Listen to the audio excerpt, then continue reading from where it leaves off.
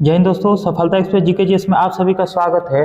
दोस्तों, ये जो वीडियो है बिहार पुलिस उत्पाद 2026 जिसका एग्ज़ाम 14 और 17 जून को होने वाला है। मात्र 18 दिन आपके पास समय रह गया है। हम इसमें टॉप 2000 साइंस का क्वेश्चन कराने वाले हैं, जिसका हम नाम दिए हैं साइंस विज्ञान महामैराथन। ये साइंस विज्ञान महामैराथन का ये चौथा क्लास है।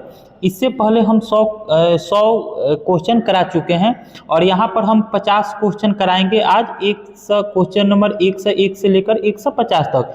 दोस्तों, आप यकीन मानिए, ये हम जो 2000 क्वेश्चन लेकर आए हैं, ये 9th-10th के बुक आपके बिहार बोर्ड का जो 9th-10th का सामान्य विज्ञान का बुक है, उससे हम 2000 क्वेश्चन लाइन बाय लाइन एक एक क्वेश्चन हम निकाल लिए हैं। आपके एग्जाम में 30 से 32 प्रश्न समान विज्ञान को देखने को मिलेंगे, हूबहू ऑप्शन के साथ भी इसी वीडियो में। अर्थात जो हम 2000 क्वेश्चन कराने वाले हैं इसी में से छपेंगे, इससे बाहर से नहीं छपेंगे। अगर आप इस पूरे क्लास को कर लेते हैं तो आपका 30 से 32 क्वेश्चन आपका कंफर्म हो जाएगा। हम एग्जाम के एक दिन पहले तक हम ये क्लास कराएंगे और आपको 2000 जो क्वेश्चन हम निकाले हैं उसको कंप्लीट करा लेंगे। हम इसको फुल डिस्कशन भी करा रहे हैं और आगे भी कराएंगे और आज भी कराएंगे। पहला क्वेश्चन है कि समुद्र की गहराई, किसका गहराई कह रहा है कि समुद्र की गहराई, किसका गहराई, समुद्र की गहराई मापने के लिए किस यंत्र का प्रयोग किया जाता है। तो पहला जो ऑप्शन दिया है अल्टीमीटर। इसे समुद्र तल की ऊंचाई मापी जाती है। क्या मापी जाती है? इसे समुद्र तल की इसे ऊंचाई मापी जाती है। क्या मापी जाती है? समुद्र तल से ऊंचाई मापी जाती है। किससे? अल्टीमीटर से। ठीक है ना। वहीं पर दिया हुआ है फैदोमीटर। कौन? फैदोमीटर। इससे समुद्र तल का गहराई मापा जाता है। क्या मापा जाता है? गहराई मापा जाता है। क्या मापा जाता है? गहराई मापा जाता है। वहीं आपका ऑप्शन नंबर सी में दिया है हाइड्रोमीटर। क्या दिया है आपको? हाइड्रोमीटर दिया हुआ है। इससे द्रव का आपेक्षिक घनत्व को मापा जाता है। एक आता है आपका क्वेश्चन में हाइग्रोमीटर और एक आता है हाइड्रोमीटर। इसमें कंफ्यूजन नहीं होना है, ठीक है ना। हाइड्रोमीटर यहाँ पर पूछा है। क्या पूछा है? हाइड्रोमीटर, हाइग्रोमीटर नहीं पूछा है। तो हाइड्रोमीटर से ना द्रव का क्या मापते हैं? आपेक्षिक द्रव का घनत्व मापते हैं। क्या मापते हैं? घनत्व मापते हैं। क्या मापते हैं? आपेक्षिक द्रव का घनत्व मापते हैं। क्या मापते हैं? आपेक्षिक द्रव का घनत्व मापते हैं। क्या मापते हैं? आपेक्षिक घनत्व का द्रव मापते हैं। आगे चलकर आपको हाइग्रोमीटर भी आएगा, लेकिन यहाँ पर समझिए अल्टीमीटर से समुद्र की ऊंचाई मापी जाती है। समुद्र तल से ऊंचाई मापी जाती है। आप किसी भी रेलवे जंक्शन पर जाइएगा तो वहाँ पर लिखा रहता है कि लखनऊ जंक्शन समुद्र तल से 250 मीटर ऊंचा। ये किससे माप कर लिखा रहता है? तो ये अल्टीमीटर से माप कर लिखा रहता है। वहीं फैदोमीटर का प्रयोग समुद्र की गहराई मापने में किया जाता है। किसका प्रयोग कहाँ किया जाता है? समुद्र की गहराई मापने में फैदोमीटर का प्रयोग किया जाता है। हाइड्रोमीटर का प्रयोग आपेक्षिक घनत्व मापने का, द्रव का आपेक्षिक घनत्व मापने में प्रयोग किया जाता है। वहीं पर आपको दिया हुआ है मैनोमीटर। तो मैनोमीटर का प्रयोग गैस या द्रव का दाब मापने में, किसमें? दाब, प्रेशर। गैस या द्रव का दाब, किसका? दाब मापने में। किसका? दाब। और किसका दाब? तो गैस या द्रव का दाब मापने में मैनोमीटर का प्रयोग किया जाता है। किसका प्रयोग किया जाता है? मैनोमीटर का प्रयोग किया जाता है। फिर से चारों ऑप्शन को देखिए। अल्टीमीटर से समुद्र तल से ऊंचाई मापी जाती है। अल्टीमीटर से समुद्र तल से ऊंचाई मापी जाती है। फैडोमीटर से समुद्र की गहराई मापी जाती है। हाइड्रोमीटर से आपेक्षिक द्रव का घनत्व को मापा जाता है। मैनोमीटर से द्रव या गैस का दाब को मापा जाता है। क्या मापा जाता है? द्रव या गैस का दाब को मापा जाता है। द्रव या गैस का दाब को मापा जाता है। तो आप चारों ऑप्शन समझ गए होंगे। तो अब इसका 1 से 1 नंबर का सही आंसर क्या हो जाएगा आपका? फैदोमीटर। क्या हो जाएगा आपका? फैदोमीटर। क्या हो जाएगा आपका? फैदोमीटर। क्या हो जाएगा आपका? फैदोमीटर। फैदोमीटर से समुद्र की गहराई को मापी जाती है। ऊंचाई किससे मापी जाती है समुद्र तल से? अल्टीमीटर से ऊंचाई मापी जाती है। हाइग्रोमीटर से क्या, सॉरी हाइग्रो बोल दिए थे, हाइग्रोमीटर से प्रश्न आपको आगे देखने को मिलेगा। यहाँ पर हाइड्रोमीटर पूछा है। क्या पूछा है? हाइड्रोमीटर। तो हाइड्रोमीटर से क्या मापा जाता है? तो आपेक्षिक घनत्व किसका? द्रव का आपेक्षिक घनत्व हाइड्रोमीटर से मापा जाता है। मैनोमीटर से गैस या द्रव का दाब मापा जाता है। क्या मापा जाता है? गैस या द्रव का दाब को मापा जाता है। तो इसका 1 से 1 नंबर का सही आंसर क्या हो जाएगा? फैदोमीटर से समुद्र की गहराई को मापा जाता है। आइए देखते हैं क्वेश्चन नंबर 2 को। क्वेश्चन नंबर 2 आपसे बोल रहा है कि दूध की शुद्धता किससे मापी जाती है? सबसे पहले का ऑप्शन दिया है हाइड्रोमीटर। क्या दिया है आपका? हाइड्रोमीटर। तो आप समझ गए अभी हाइड्रोमीटर से क्या मापा जाता है, ठीक है ना। तो आपको पता है कि हाइड्रोमीटर से द्रव का आपेक्षिक घनत्व मापा जाता है। द्रव का आपेक्षिक घनत्व मापा जाता है। इससे आगे वाले प्रश्न में ये चीज आया था कि हाइड्रोमीटर से क्या मापा जाता है। देख लीजिए यहाँ पर ऑप्शन में दिया था ना हाइड्रोमीटर। तो यहाँ पर हम आपको बताए थे ना कि हाइड्रोमीटर से क्या मापा जाता है। हाइड्रोमीटर से द्रव का आपेक्षिक घनत्व मापा जाता है। वही ऑप्शन किस में? 2 नंबर क्वेश्चन में भी आ गया है। तो हाइड्रोमीटर से क्या मापा जाता है? द्रव का आपेक्षिक घनत्व मापा जाता है। वहीं पर ऑप्शन नंबर बी में दिया हुआ है कि लैक्टोमीटर। क्या? लैक्टोमीटर। तो लैक्टोमीटर से क्या मापा जाता है? तो लैक्टोमीटर से दूध की शुद्धता मापा जाता है। लैक्टोमीटर से क्या मापा जाता है? तो लैक्टोमीटर से दूध की शुद्धता मापा जाता है। आपको याद पारिए कल का वीडियो में हम बताए थे कि लॉ से लैक्टोमीटर, लैक्टोबैसिलस, ये सब चीज हम बताए थे। लैक्टोबैसिलस क्या होता है? जीवाणु होता है। जब आप दूध में दही को डालते हैं तो दूध से दही लैक्टोबैसिलस नामक जीवाणु के कारण ही बदल जाता है। दूध से दही किस जीवाणु के कारण होता है? तो लैक्टोबैसिलस नामक जीवाणु के कारण दूध जो होता है दही में परिवर्तित हो जाती है। वहीं पर लैक्टिक एसिड, दही खट्टा हो जाता है लैक्टिक एसिड के कारण। सब लॉ से है। लॉ से लैक्टोमीटर, लॉ से लैक्टोबैसिलस नामक जीवाणु और लॉ से ही लैक्टिक एसिड। तो आपसे क्वेश्चन कल भी पूछा था और आज भी ऑप्शन में या क्वेश्चन में कहीं ना कहीं मिलेगा लैक्टिक एसिड। तो दही में कौन सा अम्ल पाया जाता है? तो लैक्टिक एसिड पाया जाती है। और दूध की शुद्धता किससे मापी जाती है? तो दूध की शुद्धता आपको लैक्टोमीटर से मापा जाता है। बैरोमीटर से क्या मापा जाता है? तो बैरोमीटर से वायुमंडलीय दाब को मापा जाता है। बैरोमीटर से क्या मापा जाता है? वायुमंडलीय दाब को मापा जाता है। कल के क्वेश्चन में आपका बैरोमीटर से प्रश्न आया था। आज भी हम आपको बता देते हैं कि बैरोमीटर से वायुमंडलीय दाब को मापन किया जाता है। जब बैरोमीटर अचानक हच से नीचे गिर जाता है तो आंधी तूफान आने की संभावना रहती है। तो आपसे क्वेश्चन पूछता है कि जब बैरोमीटर अगर अचानक एक पर एक नीचे गिर जाता है तो किसकी संभावना बढ़ जाती है? तो कहीं ना कहीं ऑप्शन में आपको देखने को मिलेगा कि आंधी तूफान होने की संभावना बढ़ जाती है। जब बैरोमीटर धीरे धीरे नीचे गिरता है तो बारिश होने की संभावना होती है। वहीं जब बैरोमीटर धीरे धीरे ऊपर उठता है तो मौसम साफ होने की संभावना बताता है, अनुमान बताता है। तो आप समझ गए होंगे कि बैरोमीटर से क्या मापा जाता है? तो बैरोमीटर से वायुमंडलीय दाब को मापा जाता है। वहीं दिया हुआ है कि थर्मोमीटर मतलब थर्मामीटर। तो थर्मामीटर से क्या मापा जाता है? ये तो आप सभी को पता होगा ही कि थर्मामीटर से शरीर का तापमान को मापा जाता है। थर्मामीटर से शरीर का तापमान को मापा जाता है। डॉक्टर जो लोग जो आते हैं, पहले के थर्मामीटर जो आता था छोटा सा रहता था, तो थर्मामीटर में पूछता था कि अभी भी क्वेश्चन पूछता है कि थर्मामीटर में कौन सा तत्व को द्रव अवस्था में भरा रहता है? तो थर्मामीटर में जो पहले का थर्मामीटर आता था 1 बीता का होता था और दांत के पास मुंह में लगाकर डॉक्टर लोग जांच करते, तो वही थर्मामीटर के ये पूछ रहा है। तो थर्मामीटर में जो पारा होता है, थर्मामीटर में तत्व कौन सा होता है? तो पारा होता है। कौन? पारा। किस अवस्था में? द्रव अवस्था में। कौन सा तत्व होता है? पारा होता है। कौन सा तत्व होता है? पारा होता है। पारा को द्रव अवस्था में भरा जाता है।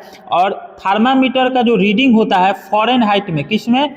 फ़ारेनहाइट में दर्शाता है। थर्मामीटर का रीडिंग फ़ारेनहाइट में, जैसे कि तापमान कहीं सेल्सियस में भी, फॉरेन में भी, केल्विन में भी आता है, देखने को मिलेगा। आपसे प्रश्न तो बहुत पूछेगा, लेकिन यहाँ पर 3 गो क्वेश्चन आपका क्लियर हो गया कि थर्मामीटर से किसका शरीर का तापमान किससे मापा जाता है? तो थर्मामीटर से शरीर का तापमान को मापा जाता है। थर्मामीटर में किस तत्व को भारा रहता है? तो पारा को भारा रहता है द्रव की अवस्था में। थर्मामीटर का जो रीडिंग होता है किस अवस्था में होता है? तो फ़ारेनहाइट में होता है, डिग्री फ़ारेनहाइट में होता है। यहाँ पर आप हाइड्रोमीटर भी समझ गए कि हाइड्रोमीटर से अपेक्षिक घनत्व को मापा जाता है, लैक्टोमीटर से दूध की शुद्धता मापी जाती है, बैरोमीटर से वायुमंडलीय दाब को मापा किया जाता है, थर्मामीटर से शरीर के तापमान का मापन किया जाता है। क्वेश्चन आपसे पूछा था दूध की शुद्धता किस यंत्र से मापी जाती है? तो दूध की शुद्धता आपको लैक्टोमीटर से मापी जाती है। हम समझ रहे होंगे कि आप इस क्वेश्चन को समझ गए होंगे। आइए आगे बढ़ते हैं। ये क्वेश्चन एक बार नहीं, ये क्वेश्चन 2-3 बार इससे रिपीट होगा, ऑप्शन रिपीट होगा। हम आपको इतना ना बहस करेंगे, इतना बार बहस करेंगे कि आपके दिमाग में बैठ जाइएगा। यकीन मानिए आप अपने एग्जाम में जाइएगा तो 30 से 32 जो भी प्रश्न आएगा आपके इसी विज्ञान महामैराथन से आएगा, जो 2000 क्वेश्चन हम आपको कराने वाले हैं एग्जाम के एक दिन पहले तक। 3 नंबर क्वेश्चन कह रहा है कि वायुमंडल की आर्द्रता मापने में किस यंत्र का प्रयोग किया जाता है?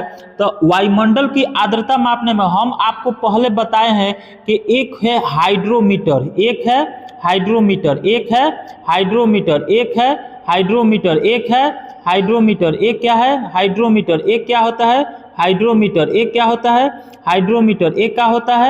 हाइड्रोमीटर। एक क्या होता है? हाइड्रोमीटर। एक क्या होता है? हाइड्रोमीटर। एक क्या होता है? हाइड्रोमीटर। एक क्या होता है? हाइग्रोमीटर। एक क्या होता है? हाइग्रोमीटर। समझिए, एक होता है हाइड्रोमीटर। तो हाइड्रोमीटर से आपसे बताए थे कि अपेक्षिक घनत्व को मापा जाता है। हाइड्रोमीटर से क्या मापा जाता है?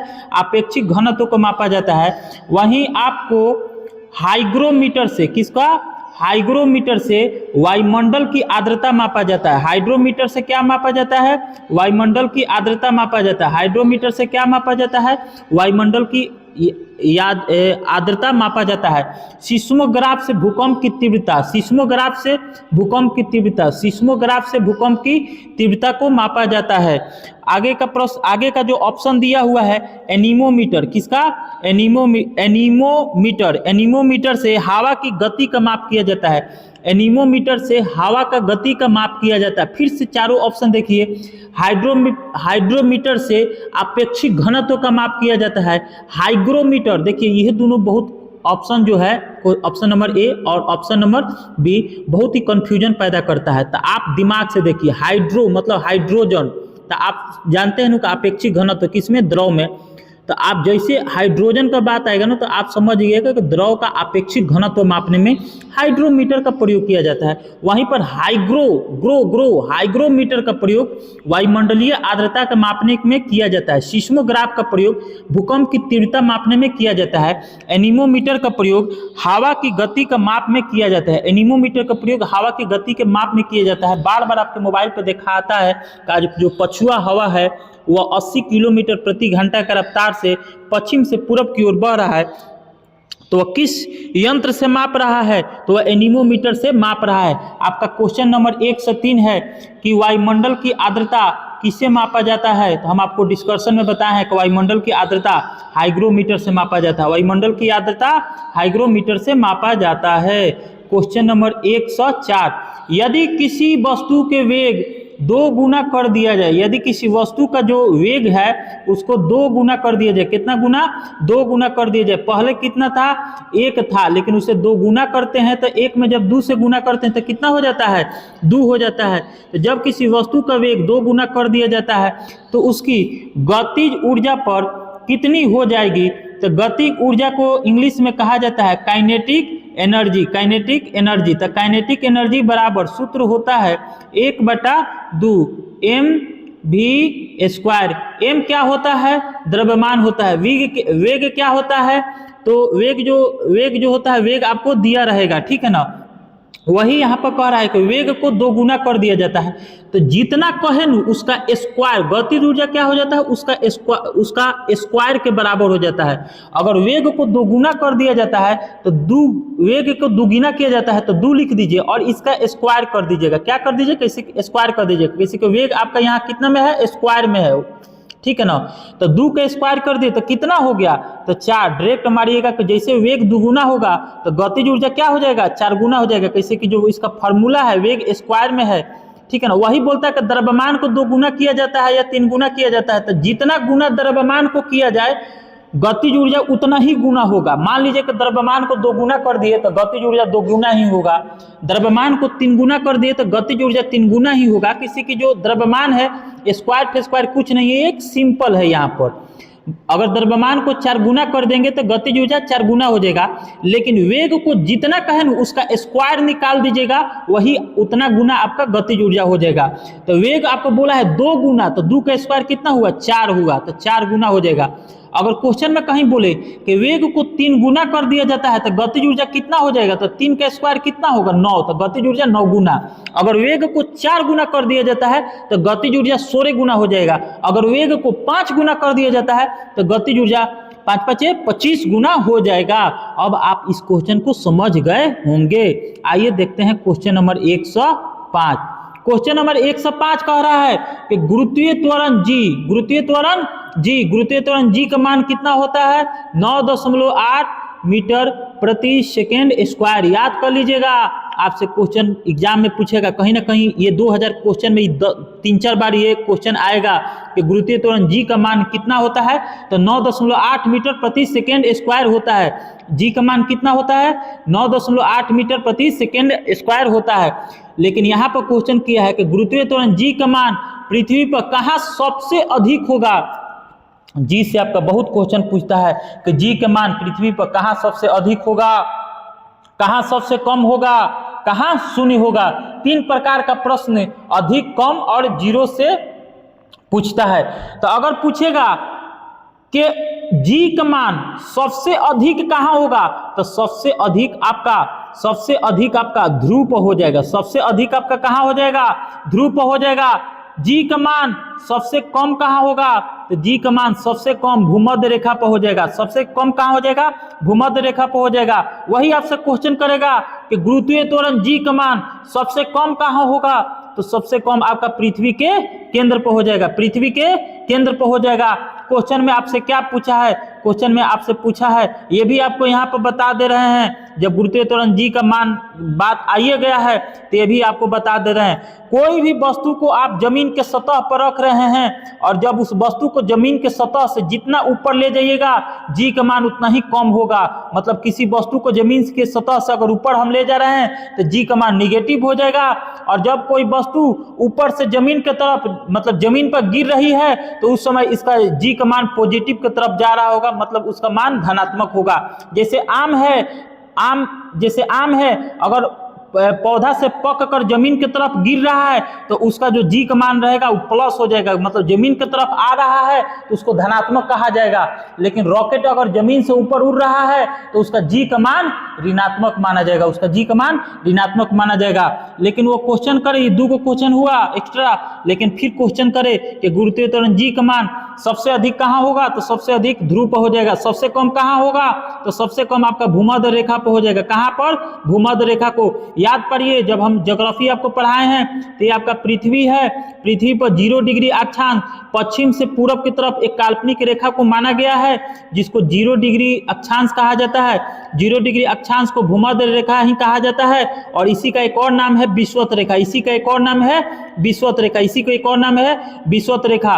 तो ये भूमध्य रेखा पर कहीं भी कोई वस्तु को अगर आप रख रहे हैं तो उस समय उसका जी का मान क्या होगा, कम होगा, जी का मान क्या होगा, कम होगा। लेकिन जैसे ही उसको अगर भारत जो है, भारत आपका कहाँ है, ऊपर है, भारत आपका कहाँ है, 0 डिग्री अक्षांश रेखा से मतलब भूमध्य रेखा से ऊपर है, तो कोई वस्तु को अगर आप भूमध्य रेखा से भारत में लेकर आ रहे हैं तो उसका गुरुत्वीय त्वरण जी का मान क्या हो जाएगा, उसके गुरुत्वीय त्वरण जी का मान घटा हुआ दिखाई देगा। क्या होगा, घटा हुआ। और सबसे कम कहाँ होता है, तो सबसे कम भूमध्य रेखा पर होता है, भूमध्य रेखा पर होता है। और सबसे अधिक कहाँ होता है, ध्रुव पर होता है। गुरुत्वीय त्वरण 0 का मान कहाँ होता है, पृथ्वी के केंद्र पर होता है। तो क्वेश्चन नंबर 105 का आंसर क्या हो जाएगा, इसका क्वेश्चन है गुरुत्वीय त्वरण जी का मान पृथ्वी पर सबसे अधिक कहाँ होगा, तो सबसे अधिक ध्रुव पर हो जाएगा। ऑप्शन नंबर बी इसका सही हो जाएगा। फिर क्वेश्चन नंबर 106 क्या कह रहा है, क्वेश्चन नंबर 106 कह रहा है पृथ्वी के केंद्र पर गुरुत्वीय त्वरण जी का मान कितना होगा। अभी तो उतना हम आपको बताए हैं कि पृथ्वी के केंद्र पर गुरुत्वीय त्वरण जी का मान 0 हो जाएगा। आइए देखते हैं अगला क्वेश्चन।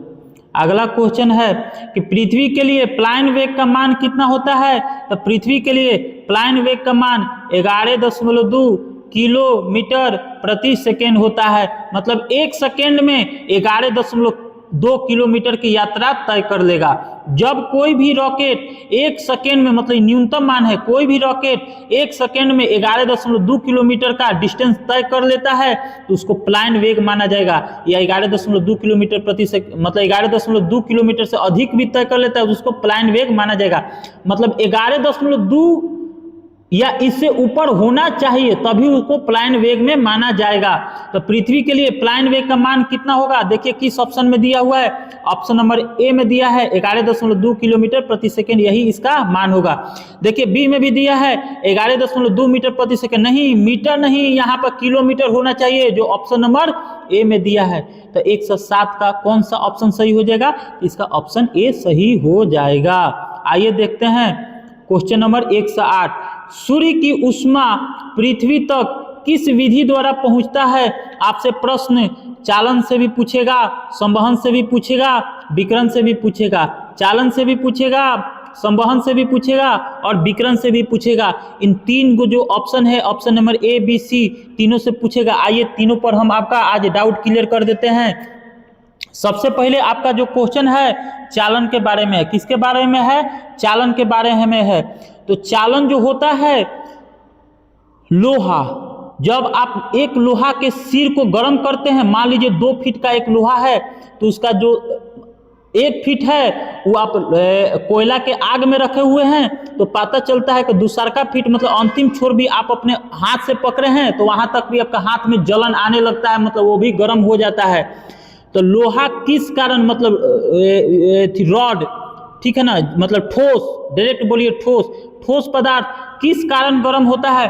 तो ठोस पदार्थ चालन के द्वारा गर्म होता है। मान लीजिए लोहा हो गया, स्टील हो गया, इस्पात हो गया, ये सब किसके द्वारा गर्म होगा, इस चालन के द्वारा गर्म होगा। किसके द्वारा, चालन के द्वारा गर्म होगा। इसमें इसका डायरेक्ट कॉन्सेप्ट है कि जब ऊष्मा ठोस पदार्थ के एक कण से दूसरे कण में होते हुए आगे बढ़ेगी लेकिन पदार्थ का कण अपने जगह पर ही रहेगा तो उसे चालन कहा जाता है। मतलब लोहा के 2 छोर है तो एक छोर को आप आग में रखे हैं और एक छोर को अपने हाथ में रखे हैं तो जो उसका कण है, परमाणु कण है, अपने ही स्थान पर रहेगा लेकिन ऊष्मा को एक कण से दूसरे कण में क्या करेगा, स्थानांतरित करेगा, मतलब आगे भेजेगा, फॉरवर्ड करेगा। किस में, चालन में करेगा। मतलब चालन में क्या, मतलब डायरेक्ट इस थ्योरी से आप क्या समझते हैं, इस थ्योरी से एक लाइन में समझ जाइए कि ठोस के कण अपने ही स्थान पर बने रहेंगे। चालन के विधि से के द्वारा जब ठोस पदार्थ गर्म होगा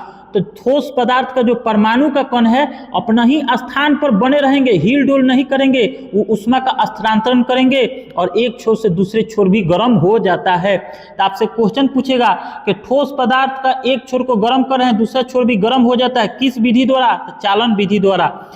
फिर इसका ऑप्शन नंबर बी है संवहन। तो संवहन जो आप, जब आप किसी भी बर्तन में, केतली में कुछ भी हो गया, या तो या आप चाय बनाते हैं या मतलब पानी को गर्म करते हैं तो वो किस विधि द्वारा गर्म होता है, तो संवहन विधि के द्वारा गर्म होता है। वो किस विधि के द्वारा, संवहन विधि के द्वारा गर्म होता है। मान लीजिए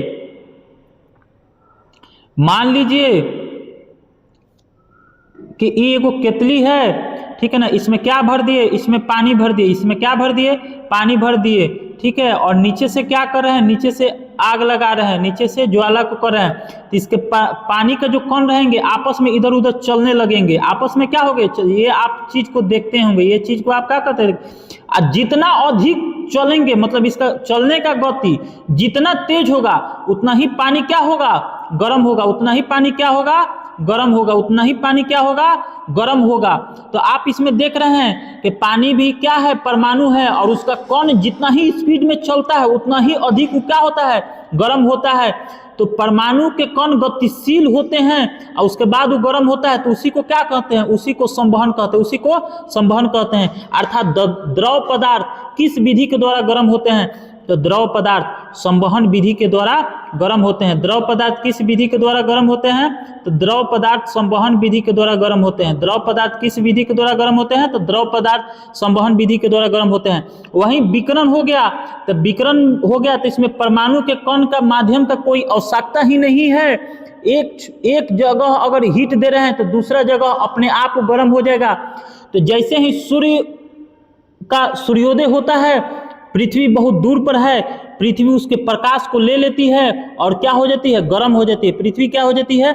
गर्म हो जाती है। वही आपसे 108 नंबर क्वेश्चन पूछा है कि सूर्य का उष्मा पृथ्वी तक किस विधि द्वारा पहुंचता है? तो विकिरण विधि द्वारा पहुंचता है। किस विधि के द्वारा? विकिरण विधि के द्वारा। चालन में आपसे पूछे कि ठोस पदार्थ किस विधि के द्वारा गर्म होते हैं? तो चालन विधि के द्वारा गर्म होते हैं। द्रव पदार्थ किस विधि के द्वारा गर्म होते हैं? तो संवहन विधि के द्वारा गर्म होते हैं। सूर्य की उष्मा पृथ्वी तक किस विधि द्वारा पहुंचता है? तो विकिरण विधि के द्वारा पहुंचता है। आइए देखते हैं क्वेश्चन नंबर 109। 109 नंबर क्वेश्चन कह रहा है कि मनुष्य के शरीर का तापमान, समान तापमान कितना होता है? मतलब एकदम नॉर्मल टेम्परेचर कितना होना चाहिए? तो मनुष्य के शरीर का नॉर्मल टेम्परेचर सेल्सियस में 37 डिग्री सेल्सियस। कितना? 37 डिग्री सेल्सियस। कितना? 37 डिग्री सेल्सियस। सबसे ज़्यादा क्वेश्चन में यही आपको क्वेश्चन जब भी पूछेगा तो ऑप्शन में यही देखने को मिलेगा, 37 डिग्री सेल्सियस। लेकिन हम यहाँ देख रहे हैं कि फ़ारेनहाइट का भी मान दिया हुआ है, क्योंकि डॉक्टर का जो थर्मामीटर होता है फ़ारेनहाइट में मापा जाता है, सेल्सियस में उसका मापक नहीं रहता है। तो फ़ारेनहाइट में यही आपका मान पूछे तो फ़ारेनहाइट में यही मान आपका 98.6 डिग्री फ़ारेनहाइट हो जाता है। आगे चलकर हम आपको बताएंगे कि जब सेल्सियस में मान दिया रहे तो फ़ारेनहाइट में कैसे निकालेंगे, ठीक है ना, केल्विन में कैसे निकालेंगे, सब क्वेश्चन आपको देखने को मिलेगा, न्यूमेरिकल भी देखने को मिलेगा। तो 37 डिग्री सेल्सियस या 98.6 डिग्री फ़ारेनहाइट किस ऑप्शन में दिया है? तो देखते हैं ऑप्शन नंबर ए में क्या दिया है, 37 डिग्री सेल्सियस 98.6 डिग्री। यही आपका ऑप्शन सही हो जाएगा, यही ऑप्शन आपका सही हो जाएगा। आइए देखते हैं क्वेश्चन नंबर 110। क्वेश्चन नंबर 110 कह रहा है कि किस तापमान पर सेल्सियस और फ़ारेनहाइट स्केल का मान एक समान होता है? तो -40 डिग्री या तो -40 डिग्री या तो -40 डिग्री, एक मिनट काहे नहीं उग रहा है, या तो -40 डिग्री सेल्सियस या इसको बोल दीजिए, बराबर कर दीजिए -40 डिग्री फ़ारेनहाइट। क्या? फ़ारेनहाइट। अगर आपका टेम्परेचर -40 डिग्री है तो उस पर सेल्सियस और फ़ारेनहाइट का जो स्केल है क्या होता है? एक समान होता है। तो किस ऑप्शन में दिया है -40? तो -40 आपका ऑप्शन नंबर बी में दिया है। तो इसका सही आंसर क्या हो जाएगा 110 नंबर का, कि किस तापमान पर सेल्सियस और फ़ारेनहाइट का स्केल एक समान होता है? तो -40 डिग्री पर एक समान होता है, -40 डिग्री पर एक समान होता है। इसी में से क्वेश्चन छपेगा, एकदम बने रहिए। उबलते जल का अपेक्षित भाप से हाथ अधिक जलता है, क्योंकि भाप में क्या होता है, आप किसी मान लीजिए पानी को गर्म कर रहे हैं तो पानी से उतना हाथ नहीं जलेगा जितना हाथ आपका भाप से जल जाएगा, जितना हाथ आपका भाप से जल जाएगा, क्योंकि भाप में होता है गुप्त ऊष्मा। भाप में क्या होता है? गुप्त ऊष्मा। भाप में कौन सा ऊष्मा होता है? गुप्त ऊष्मा होता है, ठीक है ना। इसीलिए पानी के अपेक्षा भाप से हाथ अधिक जलता है, पानी की अपेक्षा भाप से हाथ अधिक जलता है। 1 से 11 नंबर का कौन सा ऑप्शन सही होगा? ऑप्शन नंबर बी, गुप्त ऊष्मा। ऑप्शन नंबर बी, गुप्त ऊष्मा। आइए देखते हैं question number 112। Question number 112। Question number 112 कह रहा है कि इंद्रधनुष बनने का मुख्य कारण क्या है? तो इंद्रधनुष बनने का मुख्य कारण होता है प्रकाश का अपवर्तन भी हो जाता है, परिवर्तन भी हो जाता है और पूर्ण आंतरिक परिवर्तन भी हो जाता है, पूर्ण आंतरिक परिवर्तन भी हो जाता है। इंद्रधनुष बनने का मुख्य कारण क्या है? तो इंद्रधनुष बनने का मुख्य कारण होता है, 3 कारण उसमें होता है, प्रकाश का अपवर्तन, परिवर्तन और पूर्ण आंतरिक परिवर्तन। देखिए ऑप्शन में क्या क्या दिया है, ऑप्शन में अपवर्तन भी दिया है, परावर्तन भी दिया है और प्रकीर्णन भी दिया है। इस सब को नहीं मानना है, तीनों चीज होना चाहिए, प्रकाश का अपवर्तन, प्रकाश का परावर्तन, प्रकाश के पूर्ण आंतरिक परिवर्तन। इंद्रधनुष से बहुत क्वेश्चन आपको देखने को मिलता है। इंद्रधनुष कब बनता है? जब बरसात होता है, बरसात के मौसम में इंद्रधनुष बनता है, बरसात के मौसम में इंद्रधनुष पड़ता है। जब प्रकाश बादल से, बादल में क्या होता है, पानी होता है। जब प्रकाश बादल से टकराकर उस छोर की तरफ जाती है तो उस छोर क्या होता है, प्रकाश 7 रंगों में विभाजित हो जाता है। उस छोर क्या होता है, प्रकाश 7 रंगों में विभाजित हो जाता है, प्रकाश 7 रंगों में विभाजित हो जाता है। और सूर्य, जैसे सूर्य का गोल आकार होता है वैसे ही इंद्रधनुष भी हो जाता है, वैसे ही क्या हो जाता है, इंद्रधनुष बन जाता है। तो इंद्रधनुष कब बनेगा? इंद्रधनुष जब भी बनेगा प्रकाश, सूर्य के प्रकाश के विपरीत दिशा में बनेगा। इंद्रधनुष जब भी बनेगा सूर्य के प्रकाश के विपरीत दिशा में बनेगा। अगर सुबह का समय है, अगर सुबह 8 बजे आपका सुबह 8 बजे अगर बादल भी है आसमान में और सूर्य भी उग गया है सुबह में पूर्व साइड में, तो इंद्रधनुष किस दिशा में बनेगा? तो इंद्रधनुष उस समय ना उत्तर में बनेगा ना दक्षिण में बनेगा। आपका सूर्य है पूरब में तो इंद्रधनुष बनेगा पश्चिम में, इंद्रधनुष बनेगा पश्चिम में। वहीं शाम का समय होता है तो शाम के समय इंद्रधनुष किस दिशा में बनेगा? तो शाम के समय में सूर्य पश्चिम दिशा में चला जाता है तो आपका इंद्रधनुष पूर्व दिशा में बनेगा, इंद्रधनुष पूर्व दिशा में बनेगा। वहीं आपसे क्वेश्चन एक बार रेलवे पूछा था कि दोपहर के 12 बजे इंद्रधनुष किस दिशा में बनेगा? तो दोपहर के 12 बजे इंद्रधनुष नहीं बनेगा, क्योंकि उस समय जो सूर्य होता है वो बीचों बीच होता है, आसमान के बीचों बीच होता है, तो आपका पृथ्वी पर कभी भी इंद्रधनुष नहीं बनेगा। इंद्रधनुष में सबसे ऊपर में जो रंग होता है वह लाल होता है। क्या होता है? लाल होता है। सबसे नीचे में क्या होता है?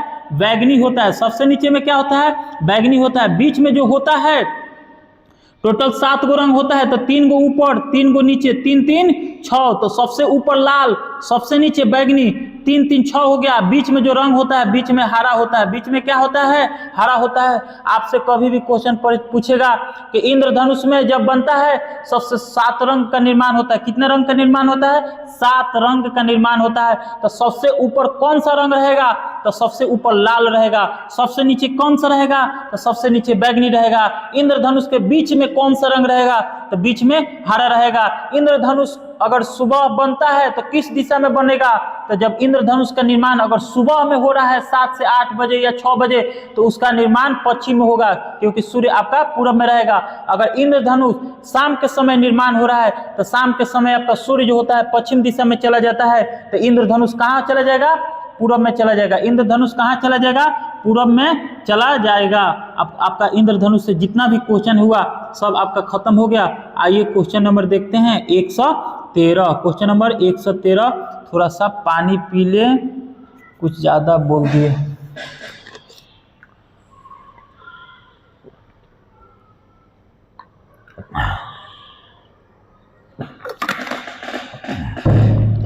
सॉरी।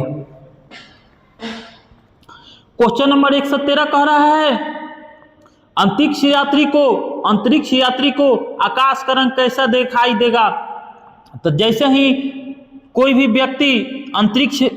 व्यक्ति यान में बैठकर अंतरिक्ष में जाता है तो उस समय उसको आकाश का जो रंग होता है नीला दिखाई नहीं देगा। उस समय उसका आकाश का जो रंग होता है काला दिखाई देगा। कैसा दिखाई देगा? काला दिखाई देगा। रात हो जाएगा, कैसा दिखाई देगा? काला दिखाई देगा। ठीक है, समझ गए ना? तो यही क्वेश्चन आपसे 113 नंबर पूछा है कि अंतरिक्ष यात्री को आकाश का रंग कैसा दिखाई देगा? तो अंतरिक्ष यात्री को आकाश का रंग काला दिखाई देगा। ऑप्शन नंबर सी।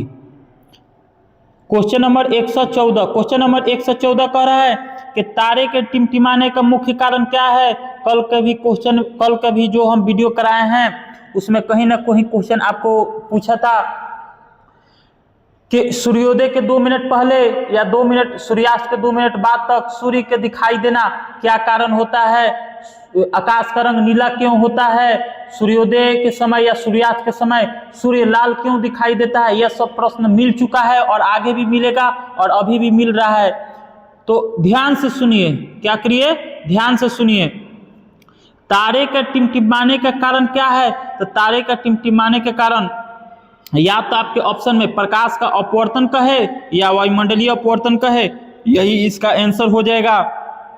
फिर आपसे क्वेश्चन करे कि सूर्योदय के 2 मिनट पहले या सूर्यास्त के 2 मिनट बाद तक सूर्य क्यों दिखाई देता है? तो प्रकाश के अपवर्तन के कारण। किस कारण? प्रकाश के अपवर्तन के कारण। किस कारण? प्रकाश के अपवर्तन के कारण।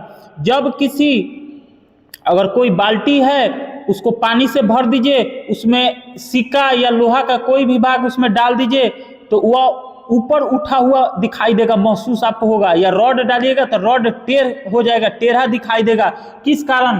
तो अपवर्तन के कारण। किस कारण? अपवर्तन के कारण। किस कारण? अपवर्तन के कारण। तो आप यहाँ पर 3 गो घटना पढ़ लिए हैं। तारे क्यों टिमटिमाते हैं? तो प्रकाश के अपवर्तन के कारण या वायुमंडलीय अपवर्तन के कारण। सूर्योदय के 2 मिनट पहले भी सूर्य का दिखाई देता है, मतलब एकदम आसमान लाल हो जाएगा। अगर मान लीजिए कि सूर्योदय मतलब सूर्य भगवान 6 बजे उग रहे हैं तो 5:45 पर आसमान के पूर्व साइड में, मतलब पूर्व दिशा में जहां पर वो उगने वाले हैं वहां पर कैसा दिखाई देने लगेगा? लाल दिखाई देने लगेगा। पहले आपको एहसास हो जाएगा कि अब सूर्य भगवान मतलब सूर्य देवता जो हैं अब उगने वाले हैं। क्या होने वाले हैं? उगने वाले हैं। तो यही आपसे क्वेश्चन करेगा कभी न कभी कि सूर्योदय के 2 मिनट पहले या सूर्यास्त के 2 मिनट बाद तक जब सूर्य भगवान डूब भी जाते हैं तो पश्चिम दिशा में आकाश का रंग लाल ही होता है। तो वही क्वेश्चन कह रहा है कि सूर्य के डूब जाने के बाद भी 2 मिनट तक मतलब सूर्य क्यों दिखाई देते हैं? तो प्रकाश के अपवर्तन के कारण। प्रकाश के अपवर्तन के कारण, ठीक है ना। जब आप भरी हुई बाल्टी में पानी से भरा हुआ है, अगर उसमें छड़ को डाल रहे हैं तो छड़ टेढ़ा क्यों दिखाई देता है? प्रकाश के अपवर्तन के कारण। भरी हुई बाल्टी में एक सिक्का डाल देते हैं या लोहा का टुकड़ा दिखाई देते हैं तो ऊपर उठा हुआ क्यों महसूस होता है? प्रकाश के अपवर्तन के कारण, ठीक है ना। वही आपका प्रकीर्णन से क्या क्वेश्चन बनेगा? प्रकीर्णन से यही आपका क्वेश्चन बनेगा कि सूर्योदय एवं सूर्यास्त के समय सूर्य लाल दिखाई देता है। किस कारण? तो प्रकाश के प्रकीर्णन के कारण। किस कारण? प्रकाश के प्रकीर्णन के कारण सूर्योदय एवं सूर्यास्त के समय सूर्य लाल दिखाई देता है, प्रकाश के प्रकीर्णन के कारण। आसमान का रंग नीला क्यों दिखाई देता है? यही क्वेश्चन आपसे कल पूछा था क्लास नंबर 3 में, महामैराथन क्लास नंबर 3 में। तब प्रकाश के प्रकीर्णन के कारण आसमान का रंग नीला दिखाई देता है, ठीक है ना। वहीं आपसे ऑप्शन नंबर डी है पूर्ण आंतरिक परिवर्तन। यह भी क्वेश्चन क्लास 3 में पूछ दिया है कि रेगिस्तान में मृग मरीचिका किस कारण बनता है? तो पूर्ण आंतरिक परिवर्तन के कारण मृग मरीचिका का निर्माण होता है। कहाँ? रेगिस्तान में। अब आप 114 नंबर का अब समझ गए होंगे कि इसका कौन सा ऑप्शन सही होगा। आइए देखते हैं अगला क्वेश्चन। अगला क्वेश्चन कह रहा है कि विद्युत धारा का एसआई मात्रक क्या होता है? तो विद्युत धारा का एसआई मात्रक आपका एम्पियर होता है। बहुत ही रनिंग क्वेश्चन है, बहुत ही रनिंग क्वेश्चन है। आप इसको ध्यान से समझिए, आपका पूरा डाउट आपका क्लियर हो जाएगा। पूरा डाउट आपका क्या हो जाएगा? आपका पूरा डाउट आपका क्लियर हो जाएगा। विद्युत धारा का एसआई मात्रक क्या होता है? एम्पियर होता है। विद्युत धारा का एसआई मात्रक क्या होता है? एम्पियर होता है। शक्ति का एसआई मात्रक क्या होता है? वाट होता है। प्रतिरोध का एसआई मात्रक क्या होता है? ओम होता है। प्रतिरोध का एसआई मात्रक क्या होता है? ओम होता है। प्रतिरोध का एसआई मात्रक ओम होता है। शक्ति का एसआई मात्रक क्या होता है? वाट होता है। विद्युत शक्ति का एसआई मात्रक क्या होता है? वाट होता है। विद्युत धारा का एसआई मात्रक क्या होता है? एम्पियर होता है। विद्युत धारा का एसआई मात्रक क्या होता है? एम्पियर होता है। विद्युत धारा का एसआई मात्रक क्या होता है? एम्पियर होता है। विद्युत विभवांतर का एसआई मात्रक क्या होता है? वोल्टेज हो जाता है। विभवांतर का एसआई मात्रक क्या हो जाता है? वोल्टेज हो जाता है। प्रतिरोध का एसआई मात्रक क्या हो जाता है? ओम हो जाता है। विद्युत धारा का एसआई मात्रक क्या हो जाता है? एम्पियर हो जाता है। विद्युत शक्ति का एसआई मात्रक क्या होता है? वाट होता है। विद्युत शक्ति का एसआई मात्रक क्या होता है? वाट होता है। विद्युत शक्ति का एसआई मात्रक क्या होता है? वाट होता है। विद्युत विभवांतर का एसआई मात्रक क्या होता है? वोल्टेज हो जाता है। विद्युत प्रतिरोध का एसआई मात्रक क्या हो जाता है? ओम हो जाता है। विद्युत धारा का एसआई मात्रक क्या हो जाता है? एम्पियर हो जाता है। विद्युत शक्ति का एसआई मात्रक क्या हो जाता है? वाट हो जाता है। तो यही आपका क्वेश्चन पूछा है कि विद्युत धारा का, तो ऑप्शन नंबर सी एम्पियर हो जाएगा। आइए देखते हैं अगला क्वेश्चन। अगला क्वेश्चन किया है कि प्रतिरोध का मात्रक क्या होगा। अभी तो आपको बताएं कि प्रतिरोध का एसआई मात्रक क्या होता है, ओम होता है। प्रतिरोध का एसआई मात्रक क्या होता है, ओम होता है। विद्युत शक्ति का एसआई मात्रक क्या होता है, वाट होता है। कार्य का एसआई मात्रक क्या होता है, जूल होता है। कार्य का एसआई मात्रक क्या होता है, जूल होता है। आवेश का एसआई मात्रक क्या होता है, कूलम्ब होता है। आवेश का एसआई मात्रक क्या होता है, कूलम्ब होता है। आइए देखते हैं क्वेश्चन नंबर 117। परमाणु बम किस सिद्धांत पर काम करता है। बम दो प्रकार का होता है, हाइड्रोजन बम और परमाणु बम। हाइड्रोजन बम और परमाणु बम। तो आपका जब भी बोले हाइड्रोजन बम किस सिद्धांत पर काम करता है, तो हाइड्रोजन बम नाभिकीय विखंडन, नाभिकीय विखंडन पर हाइड्रोजन बम काम करता है। वहीं आपका परमाणु बम नाभिकीय संलयन पर काम करता है। परमाणु बम आपका नाभिकीय संलयन पर काम करता है। परमाणु बम आपका नाभिकीय संलयन पर काम करता है। तो फिर आपके दिमाग में ये प्रश्न आ रहा होगा कि नाभिकीय संलयन क्या है, नाभिकीय विखंडन क्या है।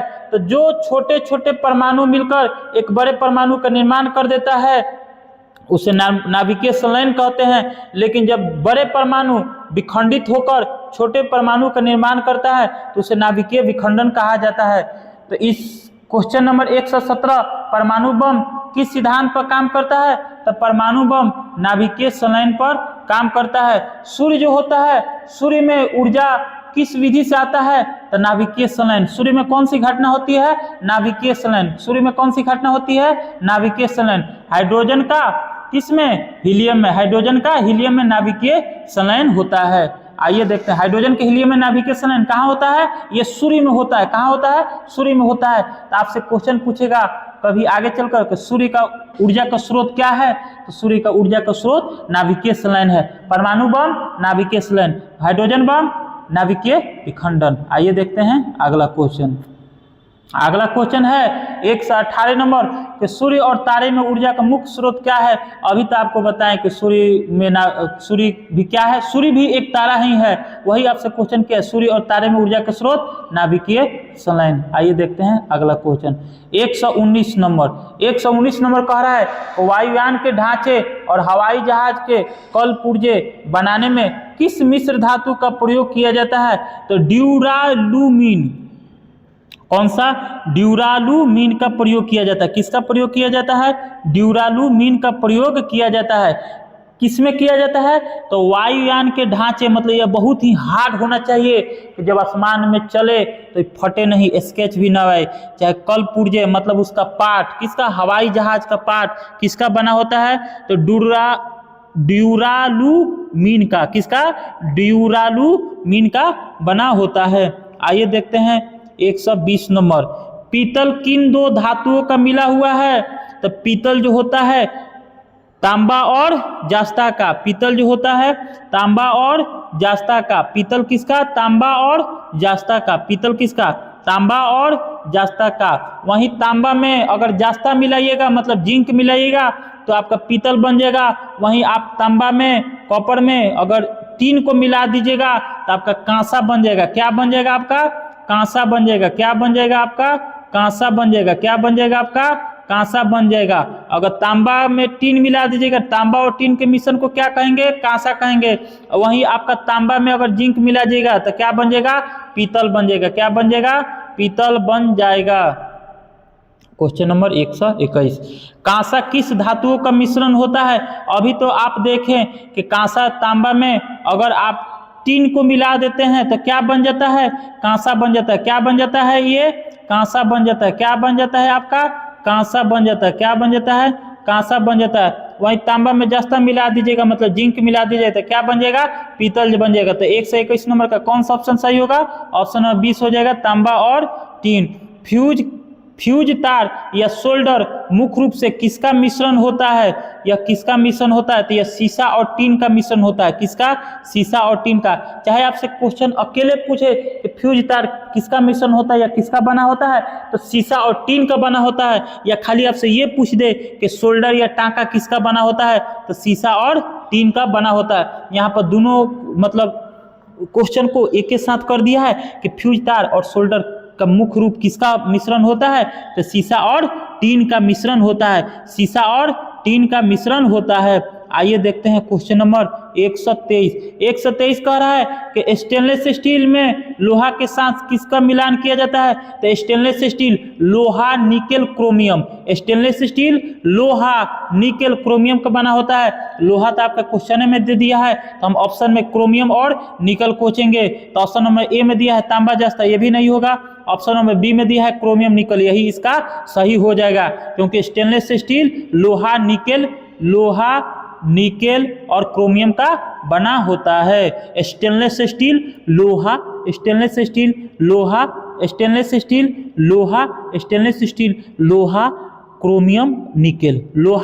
क्रोमियम निकेल हम याद किए थे। स्टेनलेस स्टील लोहा निकेल क्रोमियम, स्टेनलेस स्टील लोहा निकेल क्रोमियम, ऐसे आपको जल्दी याद होगा। जो अक्षर जितना कम अंक का रहेगा उतना जल्दी याद होता है। तो सबसे कम अक्षर का कौन है? लोहा, उसके बाद निकेल, उसके बाद क्रोमियम। तो स्टेनलेस स्टील किसका बना होता है? लोहा निकेल क्रोमियम का बना होता है। आपका प्रश्न आ गया कि एलपीजी गैस का रिसाव का पता करने में एलपीजी का फुल फॉर्म भी आप एलपीजी और सीएनजी पर बहुत बहस हुआ है। मात्र 3 को क्लास हुआ है महामैराथन का इससे पहले, जिसमें 100 क्वेश्चन तीनों क्लास में मिलाकर 100 क्वेश्चन कराए हैं। उसमें आपका एलपीजी और सीएनजी से एक पॉइंट पर हम चर्चा कर लिए हैं। अगर आप नहीं देखे होंगे तो जाकर उसको देखिए, आप शुरू से देखिए। हो सकता है कि वो जो 3 को क्लास चल रहे हैं उसमें से 2-4 गो आपका क्वेश्चन एग्जाम में आ जाए, तो आप एक भी वीडियो को मत छोड़िए। तो हम एलपीजी पर बहस कर लिए हैं। एलपीजी का फुल फॉर्म होता है liquefied petroleum gas, liquefied petroleum gas. LPG में कौन कौन सा गैस भरा जाता है? तो एलपीजी में प्रोपेन और ब्यूटेन भरा जाता है। एलपीजी में कौन कौन सा गैस भरा जाता है? प्रोपेन और ब्यूटेन। एलपीजी का मुख्य घटक क्या होता है? ब्यूटेन होता है। प्रोपेन और ब्यूटेन में सबसे अधिक ब्यूटेन होता है, तो जिसकी मात्रा सबसे अधिक होता है वही उसको मुख्य घटक कहा जाता है। एलपीजी का मुख्य घटक क्या हो जाएगा? ब्यूटेन हो जाएगा। वहीं एलपीजी का जब जो लीकेज, एलपीजी में एक और मिलाया जाता है गैस एथिल मरकप्टेन, किसके लिए? कि जब एलपीजी लीकेज करे, रिसाव हो, तो उसका महक लोग के पास जाए, मतलब पता चल जाए, जो जिसका वो गैस रहा है उसको पता चल जाए तो हमारा एलपीजी का क्या हो रहा है? रिसाव हो रहा है। इसलिए उसमें एथिल मरकप्टेन को मिलाया जाता है, एथिल मरकप्टेन को मिलाया जाता है। तो 124 का कौन सा ऑप्शन सही हो जाएगा?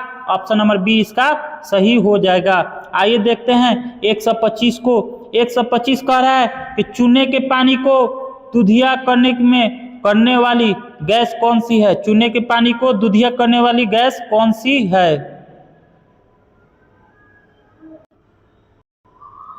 क्वेश्चन आपसे पूछा है कि चूने की पानी को दुधिया करने वाली गैस कौन सी है? तो चूने के पानी को दुधिया करने वाले, जब चूना के पानी कार्बन डाइऑक्साइड CO2, चूने के पानी कार्बन डाइऑक्साइड के साथ अभिक्रिया करता है तो कैसा हो जाता है? दुधिया मतलब उजला हो जाता है। कितना हो जाता है? उजला हो जाता है। कैसा हो जाता है? उजला। उसी को दुधिया कहा जाता है। दूध मतलब दूध कैसा होता है? उजला होता है। तो चूने की पानी कब उजला होता है? तो जब वो कार्बन डाइऑक्साइड से अभिक्रिया करता है तो उजला हो जाता है। वही आपसे क्वेश्चन पूछा है कि चूने की पानी को दुधिया करने वाली गैस कौन सी है? तो देखेंगे कहाँ ऑप्शन में कार्बन डाइऑक्साइड दिया है, तो ऑप्शन सी में कार्बन डाइऑक्साइड दिया है, तो वही हम मार देंगे। कार्बन डाइऑक्साइड के कारण चूने की पानी दुधिया हो जाता है। आइए 126 नंबर देखते हैं। 126 नंबर कह रहा है कि आग बुझाने के लिए किस गैस का प्रयोग किया जाता है? तो आग भी बुझाने के लिए कार्बन डाइऑक्साइड का प्रयोग किया जाता है। आग भी बुझाने के लिए कार्बन डाइऑक्साइड का प्रयोग किया जाता है। आग बुझाने के लिए किस गैस का प्रयोग किया जाता है? तो आग बुझाने के लिए भी कार्बन डाइऑक्साइड गैस का प्रयोग किया जाता है। फिर क्वेश्चन पूछा है 127 नंबर, शुष्क बर्फ, कौन सा बर्फ? शुष्क बर्फ किसे कहा जाता है?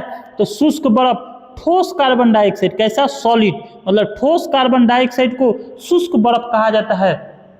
ठोस कार्बन डाइऑक्साइड को शुष्क बर्फ कहा जाता है।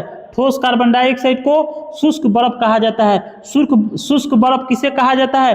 तो ठोस कार्बन डाइऑक्साइड को शुष्क बर्फ कहा जाता है। 128 नंबर कह रहा है कि टमाटर में कौन सा अम्ल पाया जाता है? हम अभी तक मात्र 3 को क्लास हुआ है। और नींबू में कौन सा अम्ल पाया जाता है? सिरका में कौन सा अम्ल पाया जाता है? इमली में कौन सा अम्ल पाया जाता है? अंगूर में कौन सा अम्ल पाया जाता है? टमाटर में कौन सा अम्ल पाया जाता है? सब क्वेश्चन हो गया है। 128 नंबर क्वेश्चन रिपीट किया है, इसलिए हम यहाँ पर किसी भी ऑप्शन पर बहस नहीं करेंगे। लेकिन चलिए एक बार हम बहस कर ही देते हैं। एक बार हम बहस कर ही देते हैं। सबसे पहले दिया है टार्टेरिक अम्ल कहाँ पाया जाता है, तो इमली और अंगूर में टार्टेरिक अम्ल पाया जाता है। इमली और अंगूर में कौन सा अम्ल पाया जाता है, टार्टेरिक अम्ल पाया जाता है। टमाटर में कौन सा अम्ल पाया जाता है, ऑक्जेलिक अम्ल पाया जाता है। टमाटर में कौन सा अम्ल पाया जाता है, ऑक्जेलिक अम्ल पाया जाता है। सिरका में कौन सा अम्ल पाया जाता है, तो सिरका में एसिटिक अम्ल पाया जाता है। नींबू में कौन सा अम्ल पाया जाता है, तो नींबू में सिट्रिक अम्ल या साइट्रिक अम्ल पाया जाता है। साइट्रिक अम्ल को ही सिट्रिक अम्ल भी कहा जाता है। अब आप चारों ऑप्शन समझ गए होंगे। तो हम आपको बताए थे कि टमाटर में कौन सा अम्ल पाया जाता है, तो टमाटर में ऑक्जेलिक अम्ल पाया जाता है। वही आपसे क्वेश्चन नंबर 128 किया है कि टमाटर में कौन सा रंग पाया जाता है, तो ऑप्शन नंबर बी को क्या कीजिएगा, टिक कर दीजिएगा और उसके बाद आइएगा, दौड़िएगा, फिजिकल कीजिएगा और आपका नौकरी हो जाएगा। उसके बाद बिहार का सेवा कीजिएगा, ईमानदारी से कीजिएगा। इमली और अंगूर में कौन सा अम्ल पाया जाता है, तो अभी तो आपको हम बताए थे कि इमली और अंगूर में कौन सा अम्ल पाया जाता है। इसको हम यहाँ पर छोड़ रहे हैं। आप इसका जवाब कमेंट में दीजिएगा, आप इसका जवाब कमेंट में दीजिएगा। इसको हम नहीं बताएंगे क्योंकि 128 नंबर हम अभी आपको बताए थे। तो 129 नंबर का जो क्या जवाब होगा, इसका जवाब आप सभी कमेंट में दीजिएगा। आइए देखते हैं 130 नंबर। उदासीन विलयन का पीएच मान कितना होता है। पीएच स्केल हम आपको बनाकर बता दिए हैं आगे के वीडियो में कि पीएच स्केल का खोज कौन किया है, सोरेनसन किया था और उस समय सब हम बता दिए थे। ये तो 130 नंबर क्या किया, रिपीट कर गया। 130 क्या किया, रिपीट कर गया। पीएच स्केल जो होता है इसका खोज सोरेनसन ने किया था। पीएच स्केल का न्यूनतम मान कितना, 0, अधिकतम मान कितना, 14, बीच में होता है कितना, 7 होता है। तो 7 से जितना नीचे आइएगा तो उतना ही अम्ल की मात्रा, उतना ही वो अम्लीयते होते चला जाएगा। मतलब जिस पीएच स्केल का मान जितना कम रहेगा वो उतना ही कठोर, मतलब उतना ही हार्ड अम्ल होते जाएगा, उतना ही हार्ड अम्ल होते रहेगा। मान लीजिए किसी भी वस्तु का पीएच मान 6 है, किसी वस्तु का पीएच मान कितना है, किसी वस्तु का पीएच मान 1 है। किसी वस्तु का पीएच मान कितना है, किसी वस्तु का पीएच मान अगर 1 है, किसी वस्तु का पीएच मान कितना है, किसी वस्तु का पीएच मान 1 है, किसी का 6 है, किसी का 1 है। तो कौन सबसे हार्ड अम्ल होगा, तो जिसका पीएच मान 1 रहेगा वह सबसे हार्ड होगा। जो 7 से जितना ही नीचे आइएगा उतना ही अम्लीयता बढ़ते जाएगा और 7 से जितना ही ऊपर की तरफ जाइएगा उतना ही क्षारीयता होते जाएगा, उतना ही क्षारीयते हो जाएगा। और 7 पर जो रहेगा वो कैसा रहेगा, वो उदासीन रहेगा। कैसा रहेगा, उदासीन रहेगा।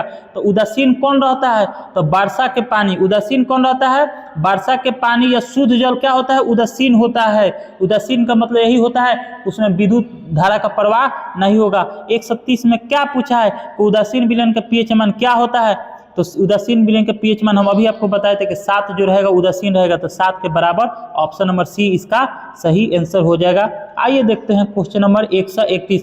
आधुनिक आवर्त सारणी में कुल कितना तत्व है, तो आपको मैं बता दूं कि आधुनिक आवर्त सारणी का जन्मदाता मोसले साहब है। आधुनिक आवर्त सारणी के जन्मदाता कौन है, मोसले साहब है। मोसले साहब आधुनिक आवर्त सारणी में 118 तत्वों को व्यवस्थित किए हैं और जो वह 118 तत्व है परमाणु संख्या के बढ़ते क्रम में है। परमाणु संख्या के बढ़ते क्रम में है, परमाणु संख्या के बढ़ते क्रम में है। आप समझ गए ना कि आधुनिक आवर्त सारणी कौन दिया है, तो मोसले चाचा दिए हैं। कौन दिए हैं, मोसले चाचा। कौन दिए हैं, मोसले चाचा। कौन दिए हैं, अल्लाह पर एक ले कौन दिए हैं, मोसले चाचा दिए। आधुनिक आवर्त सारणी कौन दिए हैं, मोसले चाचा दिए है। कुल कितना तत्व है, 118। कुल कितना तत्व है, 118। कुल कितना तत्व है, 118। कुल कितना तत्व है, 118 तत्व है।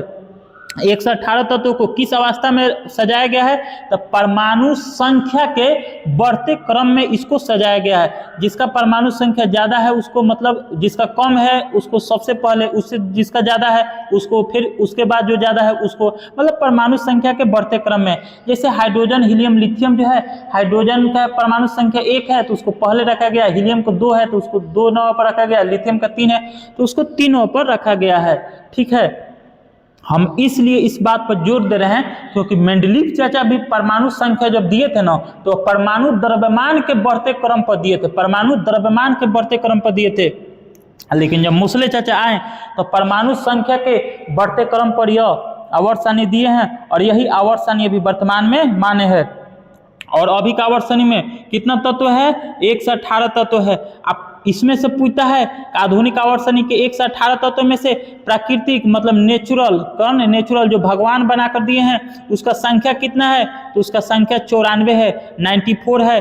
और वैज्ञानिक कृत्रिम तरीका से मतलब प्रयोगशाला में कितने तत्वों को बनाए हैं, प्रयोगशाला में कितने तत्वों को बनाए हैं, तो प्रयोगशाला में 20 तत्व, प्रयोगशाला में 24 तत्वों को, 20 कहा गया था, प्रयोगशाला में कितने तत्वों को बनाए हैं, तो प्रयोगशाला में 24 तत्वों को बनाए हैं। जोड़िए दोनों को जोड़कर 1 से 18 हो जाएगा, 4 4 8 और 9 और 2 11, कुल कितना हुआ 1 से 18। आधुनिक आवर्तनी कौन दिया था, मोस्टली दिए हैं। कितना तत्व, 1 से 18 तत्व। प्राकृतिक नेचुरल कितना है, 94 है। अभी खोजा कितना गया है, 24 को खोजा गया है, ठीक है ना। और कुछ समझिएगा, और भी आपको बता दे रहे हैं, आधुनिक आवर्तनी में कुल 1 से 18 तत्व है। इसमें आपका क्या है, धातु है, क्या है, धातु है, क्या है, धातु है। और क्या है, अधातु है, क्या है, अधातु है, क्या है, अधातु है। और क्या है, उपधातु है, क्या है, उपधातु है। लिखा नहीं पा रहा है पेन से, ठीक है ना, पेन में एथी हो गया, फॉल्ट हो गया है। आप सभी बात को समझ रहे होंगे कि सबसे पहले हम क्या लिखे हैं, धातु, उसके बाद अधातु, उसके बाद उपधातु। तो क्वेश्चन आपसे पूछता है आधुनिक आवर्तनी में हमको पता है कि 1 से 18 तत्व है, धातुओं की संख्या कितना है, तो धातुओं की संख्या 91 है। कितना है, 91 है। अधातुओं की संख्या कितना है, तो अधातुओं की संख्या कितना है, 20 है। उपधातुओं की संख्या कितना है, तो उपधातुओं की संख्या, हम आपको ये बता रहे थे कि आधुनिक आवर्तनी में 1 से 18 तत्व है। आधुनिक आवर्तनी में कितना तत्व है, आधुनिक आवर्तनी में कुल 1 से 18 तत्व है। तो इसमें क्या, इसमें धातु कितना है, अधातु कितना है, और उप धातु कितना है। तो अधातुओं की संख्या हम कितना बताए थे, अधातुओं की संख्या हम 91 बताए थे। तो आधुनिक आवर्तनी में अधातुओं की संख्या 91,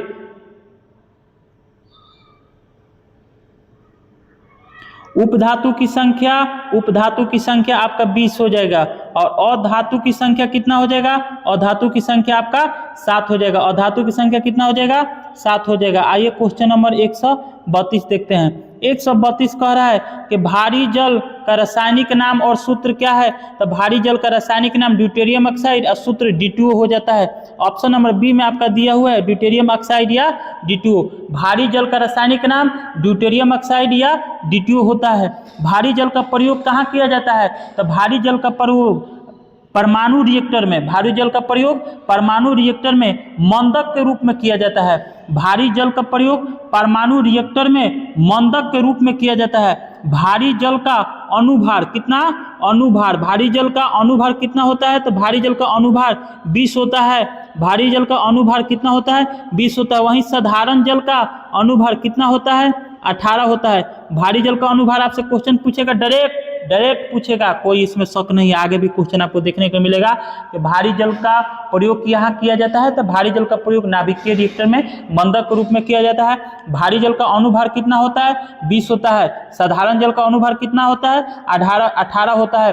रबर को कठोर बनाने में उसके साथ सल्फर मिलाया जाता है। क्वेश्चन में दे दिया है कि क्या मिलाया जाता है, तो सल्फर मिलाया जाता है। याद रखिए, फिर आपको आगे भी क्वेश्चन आएगा कि रबर को कठोर मिलाने के लिए किस तत्व का प्रयोग किया जाता है, तो सल्फर का प्रयोग किया जाता है। किसका प्रयोग किया जाता है, सल्फर का प्रयोग किया जाता है। वही आपका क्वेश्चन में दे दिया है कि रबर को कठोर बनाने के लिए उसके साथ सल्फर मिलाने की प्रक्रिया क्या कहलाती है।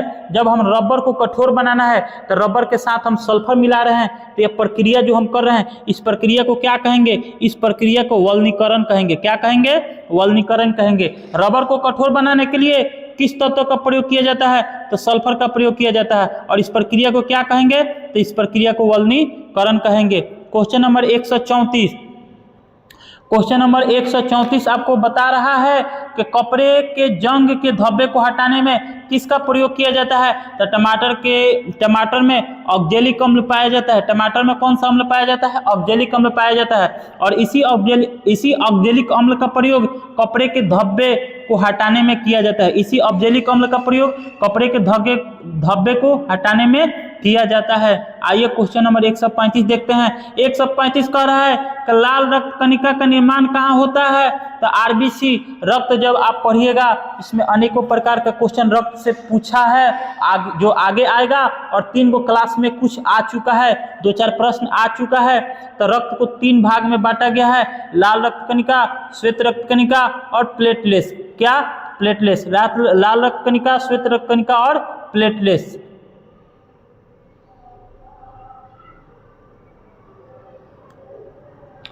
लाल रक्त कणिका को आरबीसी कहा जाता है। आरबीसी का जीवन काल कितना होता है? 120 दिन का होता है। आरबीसी का जीवन काल कितना होता है? 120 दिन का होता है।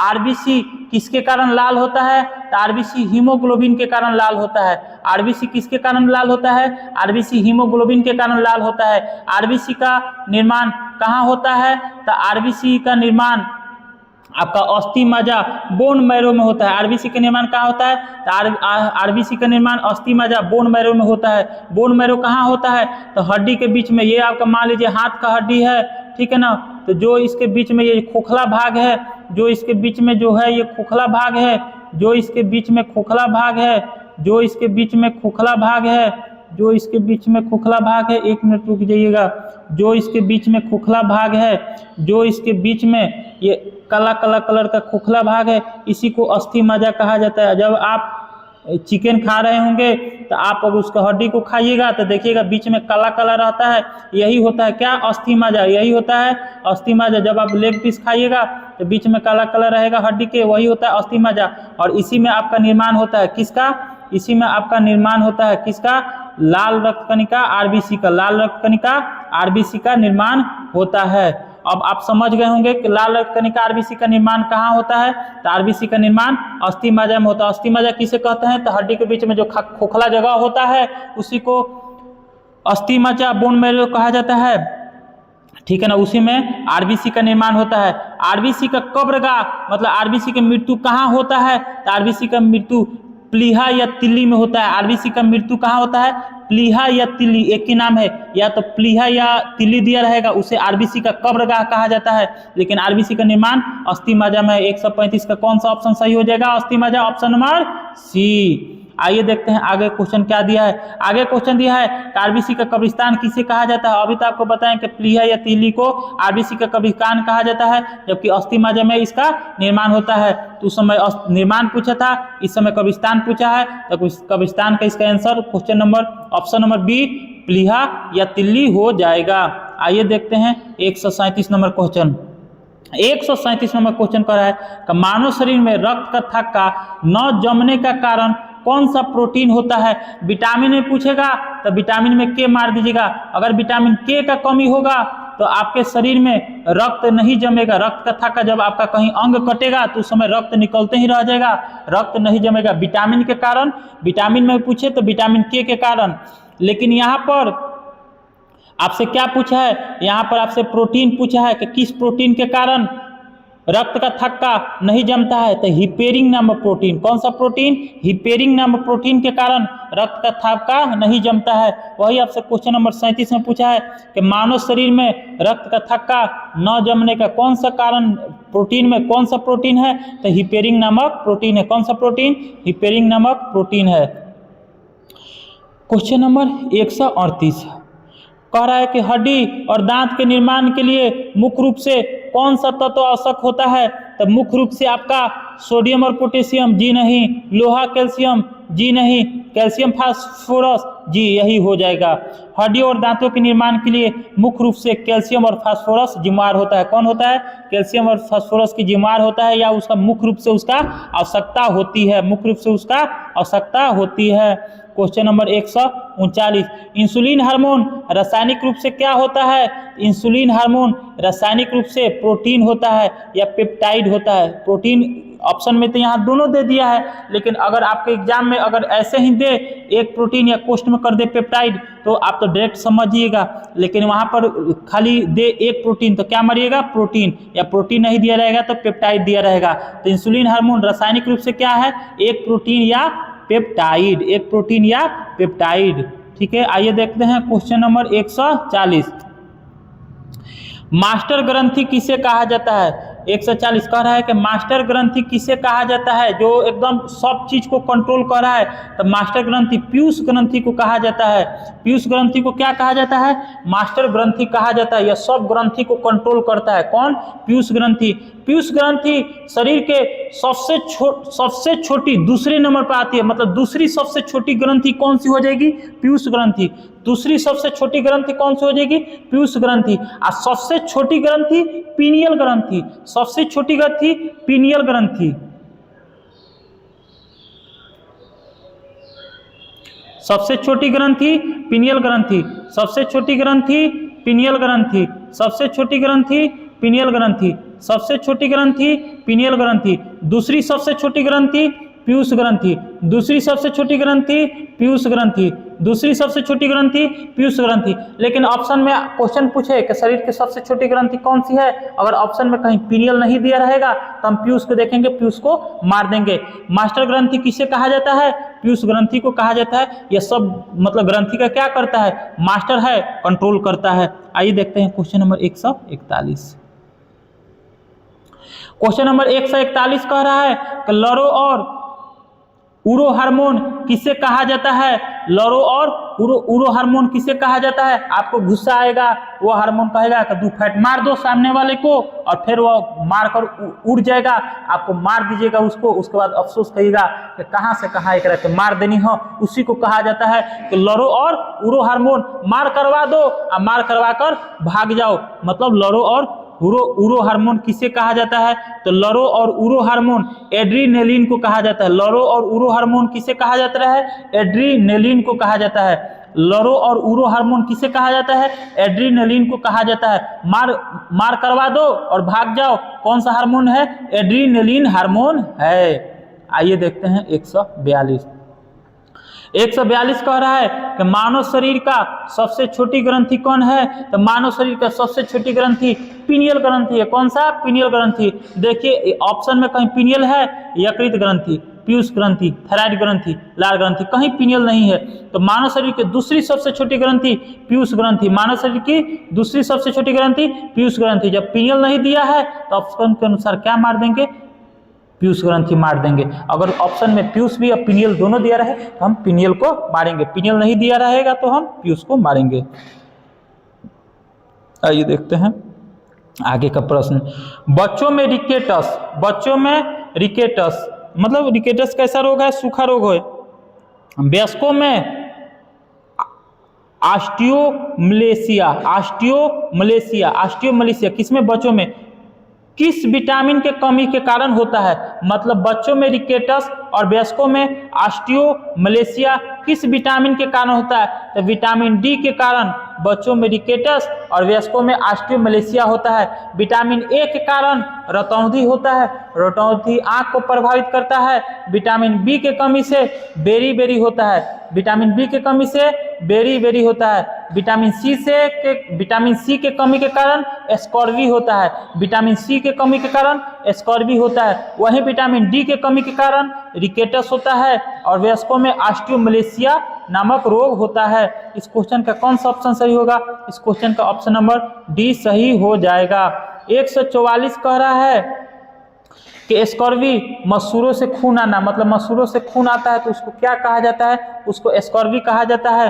रोग किस विटामिन के कमी के कारण होता है? अभी तो आपको हम बताए थे कि विटामिन ए के कमी के कारण रतौंधी होता है, बी के कमी के कारण बेरी होता है, सी के कमी के कारण स्कॉर्वी होता है, डी के कमी के कारण क्या होता है? रिकेटस होता है। इसका कौन सा ऑप्शन सही हो जाएगा? सी हो जाएगा। विटामिन सी का मुख्य स्रोत क्या होता है? विटामिन सी का अगर मुख्य स्रोत आपको लेना है तो खट्टा फल लीजिए, मतलब नींबू लीजिए, आपके मसूरे से खून नहीं आएगा, आपको स्कॉर्वी नहीं होगा। Question number 145। 145 कह रहा है कि मानव शरीर की सबसे बड़ी कोशिका कौन सी है? यहाँ पर देख रहे हैं कि मानव शरीर की सबसे बड़ी कोशिका जो होता है अंडाशय होता है। महिला मतलब फीमेल में अंडाशय पाया जाता है, वह सबसे बड़ी कोशिका होता है। मेल में शुक्राणु पाया जाता है, वह सबसे छोटी कोशिका होता है, वह सबसे छोटी कोशिका होता है। जो कहाँ पाया जाएगा? मेल में पाया जाएगा, मतलब पुरुष में पाया जाएगा। शुक्राणु उस सबसे छोटी कोशिका है। अंडाणु महिला में पाया जाएगा वो सबसे बड़ी कोशिका है।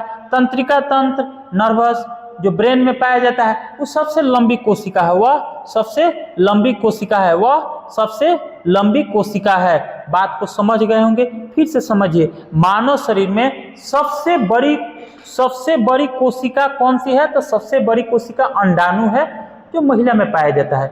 मानव शरीर की सबसे छोटी कोशिका कौन है? शुक्राणु है जो पुरुष में पाया जाता है। मानव शरीर के सबसे लंबी मतलब सबसे लंबा कोशिका कौन है? तंत्रिका तंत्र है। क्या है? तंत्रिका तंत्र है, ठीक है ना। तो आइए देखते हैं कहाँ दिया है अंडाणु। एक ए नंबर में दिया है तंत्रिका कोशिका, बी में दिया है यकृति, होगा नहीं। सी में दिया है कोशिका, यह भी त्वचा कोशिका, यह भी मांसपेशी कोशिका, यही नहीं होगा। आपका ऑप्शन में कहीं भी आपका अंडाणु नहीं दिया है, कहीं भी आपका अंडाणु नहीं दिया है। इसका मतलब क्वेश्चन क्या पूछ रहा है कि सबसे लंबा, सबसे लंबा, सबसे लंबा, सबसे लंबा। तो सबसे लंबा मतलब कौन हो जाएगा? तंत्रिका कोशिका। सबसे लंबा को ही बोल दिया है कि सबसे बड़ी, सबसे बड़ी। अगर इसमें अगर कहीं भी ऑप्शन में आपको दे दिया रहता है, ये मत बोलिएगा कि क्वेश्चन गलत है ना, क्वेश्चन सही है। ये आपके बुक से 9th-10th के बुक से उठाया गया क्वेश्चन सही है। क्वेश्चन में नो डाउट 1 सप्ताह लगा है तब निकाले हैं, ठीक है ना, ऐसे नहीं निकला है, सरकारी बुक का है। अगर यही ऑप्शन में कहीं ना कहीं अंडाणु दे देता तो इसका सही आंसर क्या हो जाता? अंडाणु हो जाता, लेकिन अंडाणु नहीं दिया था कि इसको क्या मारेंगे? तंत्रिका कोशिका। आइए देखते हैं 146। किडनी का कार्यात्मक और रचनात्मक इकाई क्या होती है? तो जो न्यूरॉन होती है, तंत्रिका तंत्र की कार्यात्मक और रचनात्मक इकाई को न्यूरॉन कहा जाता है। वहीं पर आपका किडनी का कार्यात्मक और रचनात्मक इकाई को नेफ्रॉन कहा जाता है। तो इसका सही आंसर क्या हो जाएगा? नेफ्रॉन। और वहीं पर आपका तंत्रिका तंत्र ब्रेन का सबसे मतलब कार्यात्मक और रचनात्मक इकाई मतलब सबसे छोटी इकाई पूछे तो क्या मारेंगे? न्यूरॉन। लेकिन किडनी का पूछे कार्यात्मक और रचनात्मक इकाई तो क्या मारेंगे? नेफ्रॉन। क्या मारेंगे? नेफ्रॉन, ठीक है। आइए देखते हैं 147। मस्तिष्क का सबसे बड़ा और विकसित भाग कौन है? मस्तिष्क का सबसे बड़ा और विकसित भाग सेरिबेलम होता है। क्या होता है? सेरिबेलम होता है। सेरिबेलम को ही प्रमस्तिष्क कहा जाता है। क्या कहा जाता है? प्रमस्तिष्क कहा जाता है। पूरा आपके मस्तिष्क में 2/3 भाग यही कब्जा करके रखा जाता है। यह बहुत ही तेज होता है। सोचने, समझते, याददाश्त सबका नियंत्रण कौन करता है? सेरिब्रम ही करता है। कौन करता है? सेरिब्रम ही करता है। वही आपसे क्वेश्चन किया है कि मस्तिष्क का सबसे बड़ा और विकसित भाग कौन है? तो प्रमस्तिष्क या सेरिबेलम आपका इसका सही आंसर हो जाएगा। Question number 148। 148 कहता है कि सवालों का अध्ययन क्या कहलाता है? सवालों का अध्ययन क्या कहलाता है? तो आपको बता दूं कि कवक के अध्ययन को माइकोलॉजी कहा जाता है। कवक के अध्ययन को माइकोलॉजी कहा जाता है। कवक के अध्ययन को माइकोलॉजी कहा जाता है। कवक के अध्ययन को माइकोलॉजी कहा जाता है। कवक के अध्ययन को माइकोलॉजी कहा जाता है। कवक के अध्ययन को माइकोलॉजी कहा जाता है, ठीक है ना। वहां पर शैवाल के अध्ययन को फाइकोलॉजी कहा जाता है। शैवाल के अध्ययन को फाइकोलॉजी कहा जाता है। फल के अध्ययन को पोमोलॉजी कहा जाता है। फल के अध्ययन को पोमोलॉजी कहा जाता है। वहीं पर कीड़े मकोड़े के अध्ययन को एटोमोलॉजी कहा जाता है। कीड़े मकोड़े के अध्ययन को एटोमोलॉजी कहा जाता है। कीड़े मकोड़े को एटोमोलॉजी कहा जाता है। कागज ऐप के साथ PDF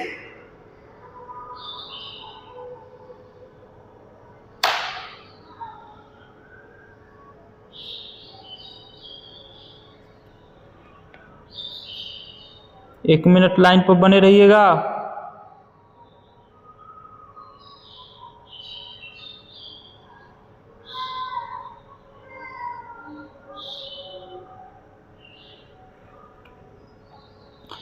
फिर से आपको बता रहे हैं चारों ऑप्शन के बारे में। हम 148 नंबर क्वेश्चन सॉल्व कर रहे थे कि शैवालों के अध्ययन को क्या कहेंगे। तो हम सबसे पहले चारों ऑप्शन को पढ़ेंगे कि माइकोलॉजी किसके अध्ययन को कहा जाता है, फाइकोलॉजी किसके अध्ययन को कहा जाता है, पोमोलॉजी किसके अध्ययन को कहा जाता है, एटोमोलॉजी किसके अध्ययन को कहा जाता है। तो जो कवकों के अध्ययन को माइकोलॉजी कहा जाता है, कवक के अध्ययन को माइकोलॉजी कहा जाता है। लिख लीजिए आप ही लोग कि कवक के अध्ययन को माइकोलॉजी कहा जाता है। कवक के अध्ययन को माइकोलॉजी कहा जाता है। शैवालों के अध्ययन को फाइकोलॉजी कहा जाता है।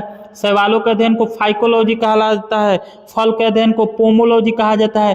फल के अध्ययन को पोमोलॉजी कहा जाता है। कीड़े मकोड़े के अध्ययन को एटोमोलॉजी कहा जाता है। कीड़े मकोड़े के अध्ययन को एटोमोलॉजी कहा जाता है। फिर से ऑप्शन सुनिए कि आप कवक के अध्ययन को माइकोलॉजी कहा जाता है। कवक के अध्ययन को माइकोलॉजी कहा जाता है। शैवाल के अध्ययन को फाइकोलॉजी कहा जाता है। फल के अध्ययन को पोमोलॉजी कहा जाता है। कीड़े मकोड़े के अध्ययन को एटोमोलॉजी कहा जाता है। अब क्वेश्चन पूछा है कि शैवाल के अध्ययन को तो फाइकोलॉजी कहा जाता है। आइए देखते हैं अगला क्वेश्चन। Question number 149।